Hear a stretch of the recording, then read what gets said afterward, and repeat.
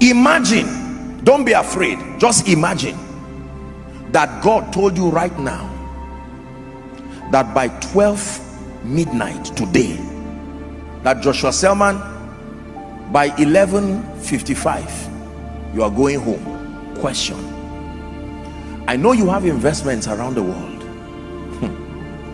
I know you have all kinds of things. I know you plan to travel next week, but what will become your point of focus with that knowledge? Just one information was passed to you, that you have 3 more hours in this life, and that's it. 3 more hours. Wrap up whatever you have to do. You have 3 hours. No prayer will change it. 3 hours.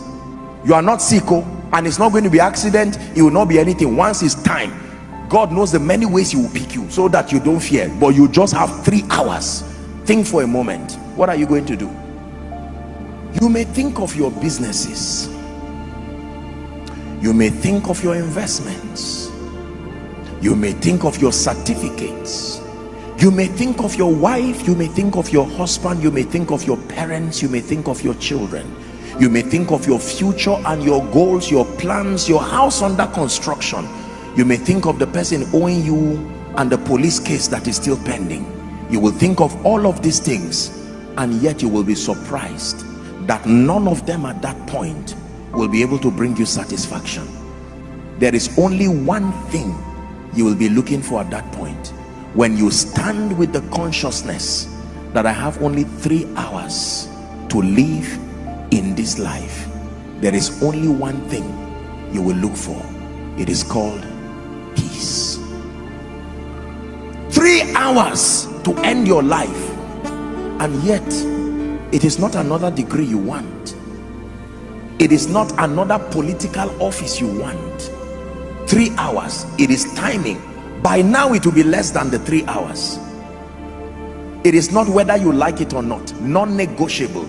3 hours. Then you will now have the wisdom to look for what you would have spent your entire life really looking for. The thing you are looking for at the point of death is what you should find first in your life and have the privilege of enjoying it. How come you only find it when you are hours to the end of your life, whereas that is really what you need even from the start of your life? And can you imagine that it is available even before you find any of these things?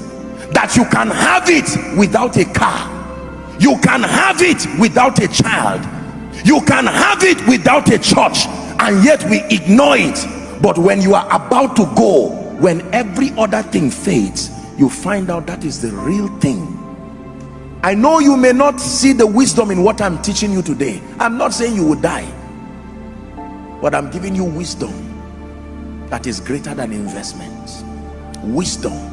Can I tell you this? It is a waste of time to suspend your pursuit for peace until you find a house. It is a waste of time to suspend your pursuit for peace until you have children. It is a waste of time to suspend your pursuit for peace until you have money. None of those things have the power to give you peace. I can tell you, they may carry with them expressions of conveniences that may minister security, may minister variety, but security, variety, significance, love and acceptance, growth and advancement, impact and contribution are psychological ways of looking for the same thing: peace. Jesus said, I've given it to you. I don't give you when you finish your degree. I don't give you when you finish your master's. I don't give you when you finish your PhD. I don't give you when you become a professor. I don't give you when you are 60 years. Right where you are, before you even start your journey, you can carry the peace of God. When you find a house, it's just an added advantage, but peace is there. Even if the house goes, your peace remains. As God grants you children, you are celebrating the children and dancing, but not without your peace. Can I tell you, no matter what you lose, you did not lose if what you have left is peace. But no matter what you gain, hear me, you really lost if you lost your peace on the way.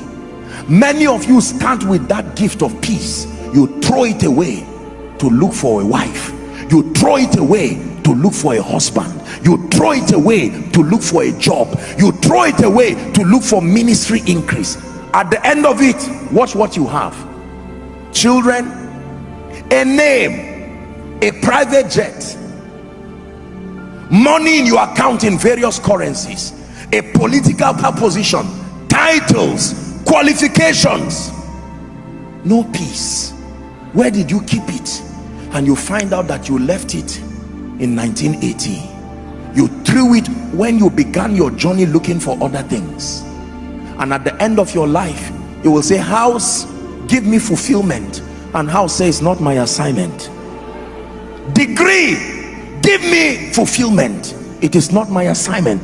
All of them will say, my assignment is only to give you success. Once we help you to become successful, our mission is finished in your life. What then gives me fulfillment? Peace. Hear me.